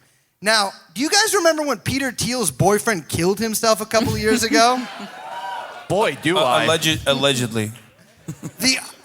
Basically, the oppo research operation that got him to kill himself by going on the record with The Intercept to talk about his relationship. It is what happened. A lot of people, yeah. Yeah, it's just what happened. About his relationship with Peter Thiel in a polyamorous style throuple was funded entirely by Susie Tompkins Buell, who funded Kamala Harris's early political career and funds it to this day. That's it. All right. This is actually, like I said, I'm coming around now. I'm Harris-pilled. I'm voting Kamala because a woman of her caliber, I think, deserves the leadership of the United States of America. That is crazy. She fucked Montel Williams. I'm sorry. I will not vote for her or support her in any way. I got to get her up for that discreet act. Yeah. All right. I don't think it's so crazy. Montel's got to fuck somebody. That's true. right, we gotta go. You gotta go through this quick. But we gotta talk about. We got one more hit from TrueAnon here. Okay. Oh, we had to. Chicago bring this legend. back. Oh man. We still believe him. Here's the thing. They fucking tricked you into thinking it was fake. It was fucking real. You know, I gotta give it to her for really just like immediately like going on social media. Stand with Jussie. Jussie Smollett is one of the kindest, most gentle human beings I know. Is he the fucking Manchurian It's candidate? literally a line for the Manchurian candidate. I'm praying for his quick recovery. Oh, brother. God. Oh, so now we believe the Chicago police. Interesting. Interesting. I just find it interesting. All right, we gotta go through this quickly. We got a DNC coverage night 2. Hassan, were you there last night when you saw? Did you see DJ Cassidy? I don't know. Maybe. Okay, this is DJ Hassan Cassidy. has PTSD.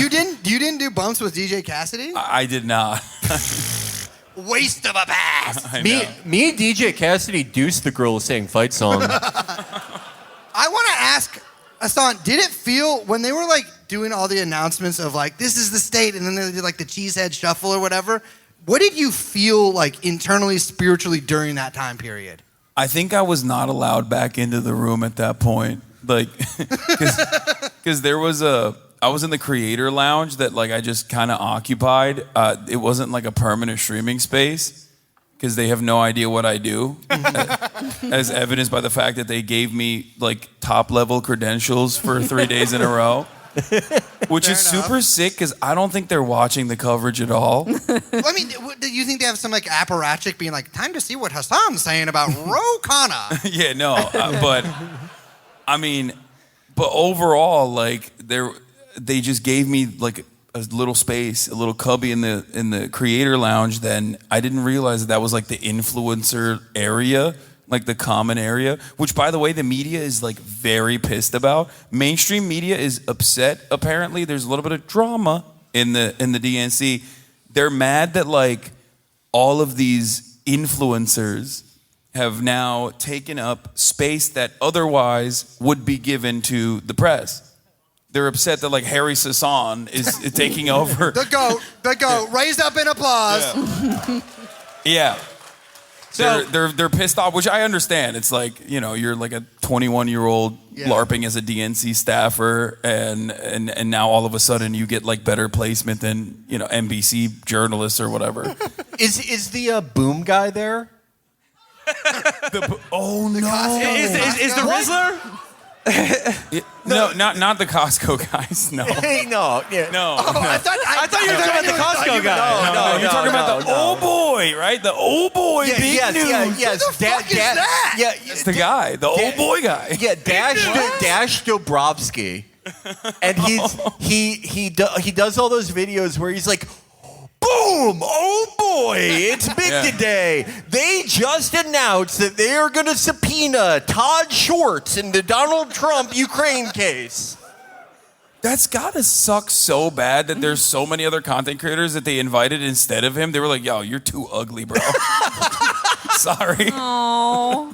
He's such a warrior for them. That's so bullshit. They didn't let him in?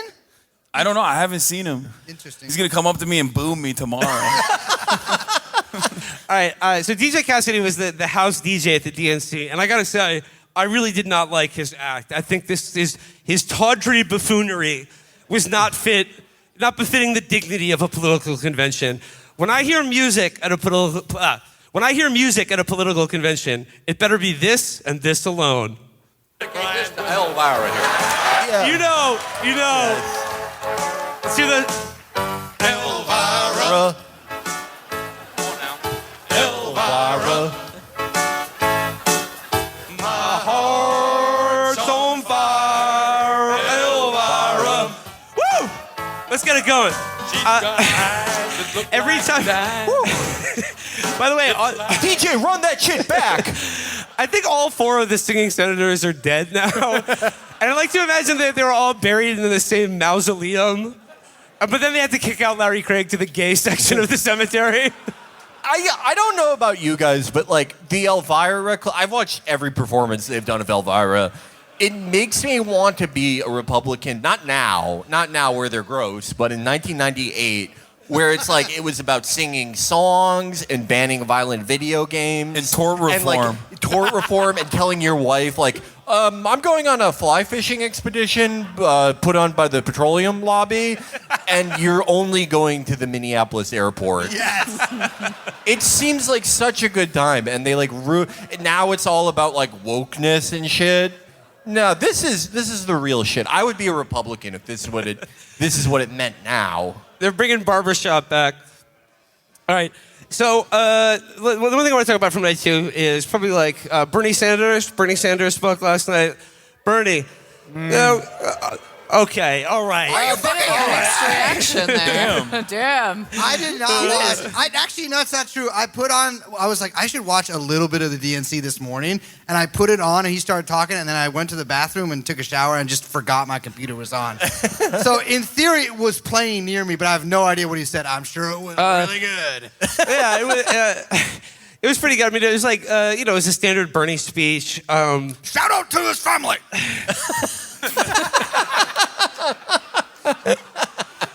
He said we have to end this war in Gaza, but didn't say anything about an arms embargo. So again, pretty worthless. He did say we need healthcare as a universal human right. And like, was he telling that specifically to the person he's nominating for president? Because she clearly doesn't believe that. But more important than Bernie is the 2 guys that they had speak right after Bernie. One, J.B. Pritzker, your governor. Okay. Hey, he's a real billionaire, unlike Donald Trump. and then the former CEO of American Express. And I swear to God, I was watching MSNBC, and when the American Express guy was done, they go back to the MSNBC's panel, and they were like, the last 3 speakers we saw really speak to how big a tent the Democratic Party is and how inclusive. This is a party for everyone. The ruling class and people who are opposed to them. Yeah, well, opposed to them. Yeah. Yeah, the Washington Generals of fighting the ruling class. Bernie Sanders. Did you see the little hit that he had, even for this like very tepid speech that he delivered, which is like classic Bernie? And they made a contrast between him and AOC, and they were like, AOC didn't talk about the classic radical stuff that the moderates are really afraid about. But, that's what happens when you have Bernie on. And it's like, even that, like, this is an endorsement. And even that alone, because he was like, hey, keep pushing for progressive policies that people actually do, like, would probably vote for you for, if they believe you. Which, understandably, the radical most people policy, the one thing at the DNC that I was just like, that sounds pretty good, is when they said like they capped the price for insulin. And then Catherine told me it only applies to people on Medicare. So you have to be 65 plus to not spend $700 on insulin. And I was like, get the fuck out of here. If you have diabetes and you were born before the Korean War, it's probably your fault. Like you grew up and you became an adult before they put all the corn syrup in the food. So you had to go out of your way stealing pies off windowsills. And now I'm supposed to pay for it? With what money? The deficit's out of control. Fuck you, true. die. That's that early 90s Republican coming out of you. Elvira. Any strapping men, meet me in the bathroom later. Elvira. Look, and then Barack and Michelle spoke last night, but who cares? The marquee speech last night was courtesy of second gentleman Douglas Emhoff. Oh God. Doug Emhoff, who we have dubbed the industry plant husband. Yes, they got this guy who previously know him for being Noah on The Sopranos' dad. He was like, a Democratic super bundler. He did all the stuff. Him and Ray Donovan probably threw out a dead boy from one of Bryan Singer's pool parties. And then they called him up to the big leagues. They gave him the tap. And they were like, you have to marry Kamala so she seems like kind of normal. And he was like, sir, yes, sir. How do you go from the Ayatollah to that? Dude, it is. Montel must be looking at pictures of Doug Emhoff on his phone, just be like, "What is she thinking?" What is he? Could you imagine turning around Doug Emhoff? Ugh. He is like, I knew he was boring, but holy shit. It was like, oh my God. It was like an investor conference for people who are invested in Kamala. Her wifely performance in Q3 has been magnificent. It was so boring. She should cheat on him in Milwaukee.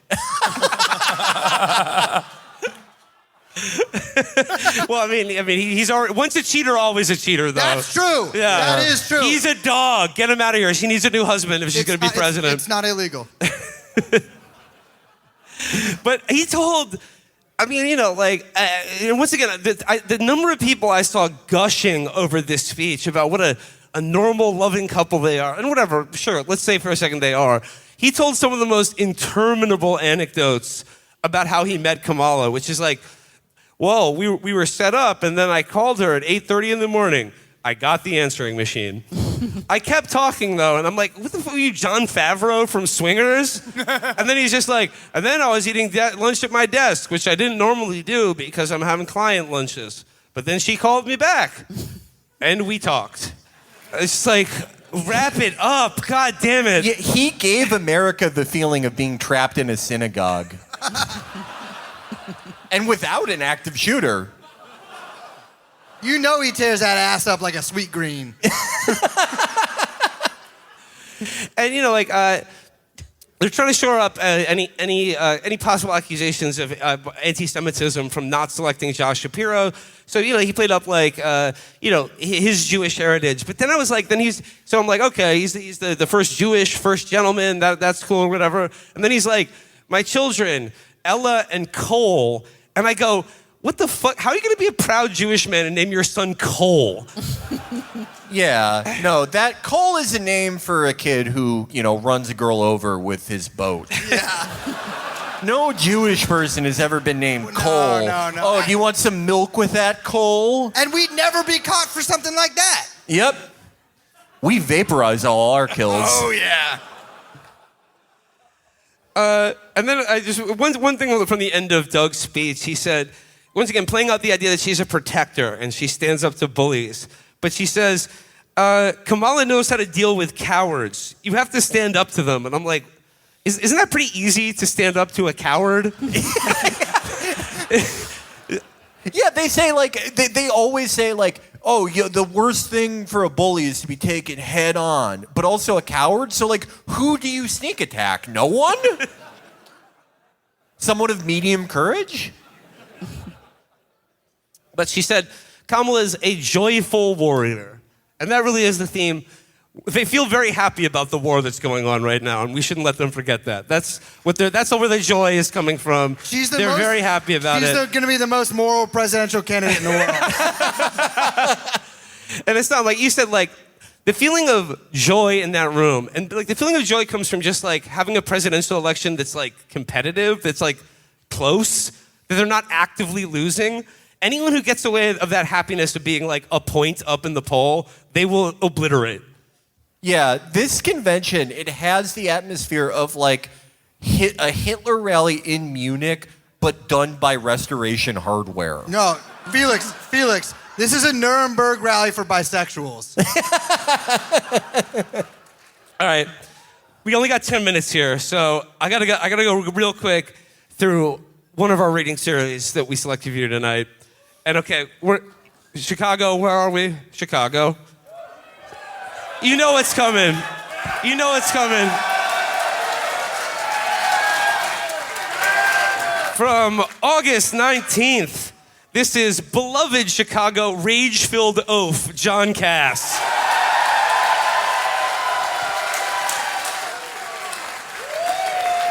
The header for this piece is, Chicago is a hot dog town. Guide for corrupt journos at the DNC. John writes, there's nothing like a classic Chicago hot dog for those poor, starving political journalists from the corrupt corporate media who were doing all that heavy lifting at the Chicago Democratic Convention. Making stuff up is hungry work. Pretending Vice President Kamala Harris isn't a complete, low-functioning economic illiterate is also hungry work. And American political journals have been making stuff up for years.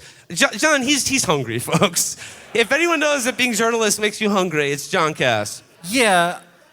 It doesn't seem like work where it's like, oh my God, I need 17 hot dogs. But that's like what John Kass goes through every time he writes one of his like one-page column. Oh my God, I burned so many fucking calories. Get me the hot dogs, I'm gonna die. And he goes, as the Kamala Harris pro-Hamas wing prepares to protest and harass Jews, as they prepare to kick old Joe Biden off the stage while pretending that they care about his feelings, the journalists have several critically important jobs. Cheerleading for Kamala Harris while and spreading joy. Pretending she's not an unhinged leftist, and with all that going on, denying reality like the reality that her Soviet-style price controls would strangle the economy. So they'll be hungry. They might as well reach for the classic Chicago hot dog. Natural casing for the snap, celery salt, yellow mustard, sport peppers, pickled, chopped onion, tomato, and piccalilli on a steamed poppy seed bun. Oh, you don't know piccalilli? Well, too bad. Ask the New York Times or MSNBC. You'll need some. This is a perfect John Kass column because he in the midst of talking about the pro-Hamas wing attacking Jews in the street of Chicago, he's like, here are the ingredients for my favorite hot dog. Yeah. What is it with big fat Greek guys in Israel? They kind of look the same, I guess. Yeah, I know. It's just like, this is not your fight, brother. He goes on here. He says, I know what journalists need. Free drinks and a carb high from Chicago-style hot dogs. The best Chicago hot dog is the Daisy brand hot dog from Crawford Sausage Company, the pride of the South Side at 23rd and Pulaski. The previous two paragraphs, he's talking about how the Black Lives Matter protests reduced Chicago to cinders. He says they killed journalism by supporting the COVID lockdown hysterics, glorifying the criminal George Floyd, insisting as they did that the Black Lives Matter riots that tore blue cities apart were mostly peaceful. But the protests weren't mostly peaceful. Cities like Chicago still haven't recovered from them. And then in the next paragraph, he just goes, another one is the Vienna Beef Factory store on the north side. This is why he's the best. No one else is doing it like this. No one else is like Homer Simpson if he was in the Klan. And he's saying the Black Lives Matter violent riots ruined the city of Chicago. But then he goes on to list all his favorite hot dog stores, which are all still open for business. Well, that's his version of Hanukkah. We were sieged by BLM thugs and rappers. And they burned down everything, and they couldn't do journalism, but the only thing still standing was the hot dog factory. He goes, some gourmet fools go a bit too far. trying to put duck confit on their dogs. Me, I'm a simple man. Although every few years or so, some fake foodie would show up in one of our newsrooms and insist Chicago would become a hamburger town. No, you want burger culture, go to LA. Chicago is hot dog culture. You have to, I'm sorry, you have to be pretty low functioning to be 62, and the biggest argument you get in every day is hamburgers versus hot dogs. You might as well just wear a propeller beanie to work. Are there people trying to make this a hamburger town? No. Liberals. Is LA a hamburger town? There's some good hamburgers in LA. There's good hamburgers everywhere. It's America. It's a burger country. It's a national food. Yeah. But okay, can I ask a question? Yeah. What's up with the no ketchup thing on the hot dogs? Oh, okay. You touched the third rail. Wow. You touched the third rail. I'm sorry. Okay, I got two things. First of all, I love Chicago. It's my first time here. It's a beautiful city. Okay. Kiss ass. But two things so far. Deep dish pizza is kind of ass. You can boo me all you want. You can boo me all you want. Hey, let's bring it down here. Let's resolve the dialectic. Tavern-style pizza is what this is up. That's what's up. Oh, you're trying to win the crowd back. Listen, and also, I don't understand. You gotta put ketchup on a hot dog. I don't. Lock him up. Lock him up! Lock him up! No, it's okay. It's okay. He's right. But they hated him because he told the truth. You're from New York. What are you talking about? All right, I got to finish this one. We have a couple minutes here. He says, but Kamala feels the joy, and that's a fine reason to have a Chicago dog. Though I can't vouch for any United Center hot dogs or other convention dogs, that seems dangerous. Best to get away from the corrupt politicians and anti-Semitic Democrats and find yourself a good Chicago dog. You can eat standing up because I know you're in a hurry to report the news without fear or favor because democracy dies in darkness and you bring the light. I'll bring the mustard. And they said, because they'll say a weepy goodbye to old Joe and pretend that they're not pushing him off their cliff and squirt some fake tears as they bite down on the sport peppers in an honestly noble, real Chicago-style dog. That's tasty. The Chicago way. Chicago, it's been real hanging with you tonight. It's been awesome being inside this room instead of the other big room and big party that's going on right now. But Chicago, before we go, we have yet to nominate the president of podcasts. And we Chapo's, we're up in the vote count right now, but you forget, there is a podcast super delegate out there. So let's say the final vote count will go down to the podcast super delegate. Let's see what he has to say.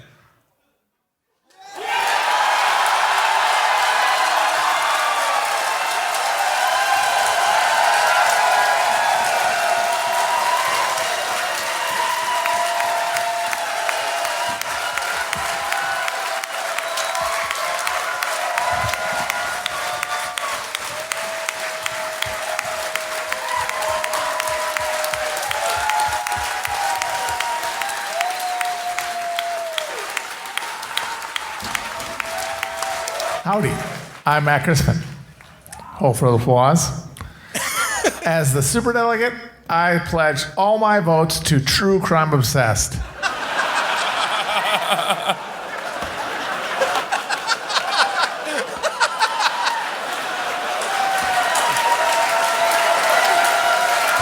Chicago, let's keep it going for Matt Christman.